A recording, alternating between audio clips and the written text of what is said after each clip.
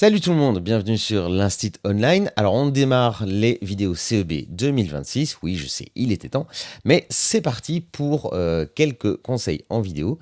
Et avant de commencer les révisions, il y a une vidéo à regarder en priorité, c'est celle-ci. Parce que travailler dur, c'est bien, mais travailler intelligemment, c'est encore mieux.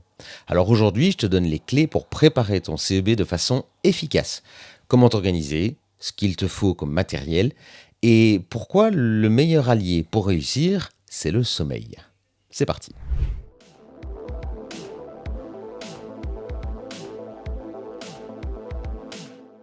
Une des pires erreurs qu'on peut faire en préparant un examen, c'est de tout garder pour la dernière minute. Le CEB, ça se prépare progressivement sur plusieurs jours et évidemment plusieurs semaines. Donc, premier conseil pour préparer ton CEB, établis un planning de révision. Alors, tu n'as pas besoin d'avoir un planning ultra complexe.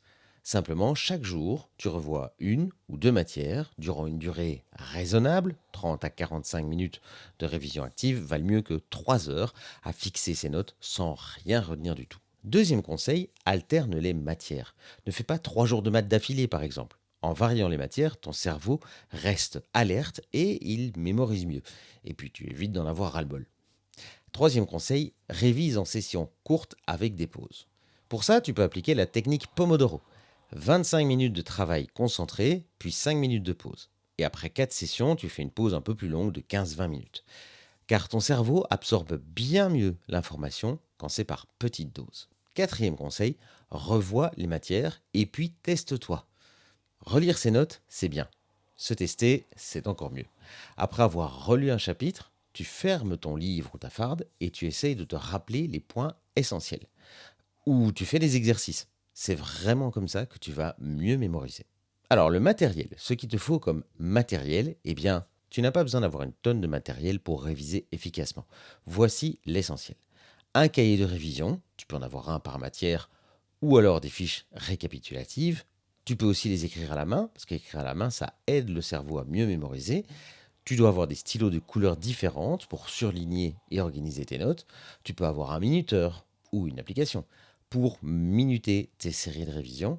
Tu dois évidemment avoir ton matériel de géométrie, c'est-à-dire ta latte, ton équerre, Aristo de préférence, un rapporteur, un compas. Ça, évidemment, tu dois l'avoir pendant les révisions et aussi à l'école le jour du CEB. Une liste de notions à revoir par matière, une sorte de checklist où au fur et à mesure tu notes ce que tu as revu. Et surtout, tu dois avoir un espace de travail dégagé et rangé. Pas de téléphone, pas d'écran, pas de notification.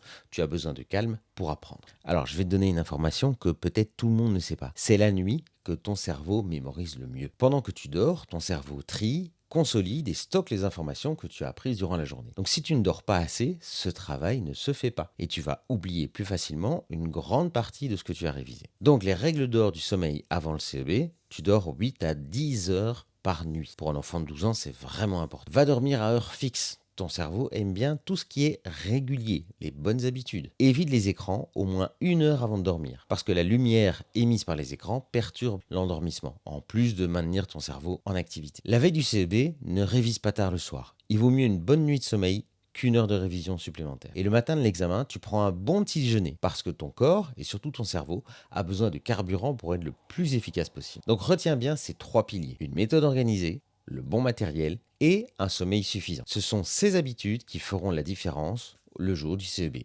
autant que les révisions elles-mêmes. Dans les prochaines vidéos, on entre dans le vif du sujet avec des conseils pratiques pour le français, les maths et l'éveil. Donc je te donne rendez-vous très très vite pour une prochaine vidéo. Merci d'avoir regardé celle-ci. N'oublie pas de liker si ça t'a été utile, de partager si tu penses que ça peut être utile à d'autres et de t'abonner si ce n'est pas encore fait. Voilà, je te dis à très très bientôt et n'oublie pas, le CEB, tu vas cartonner. Ciao.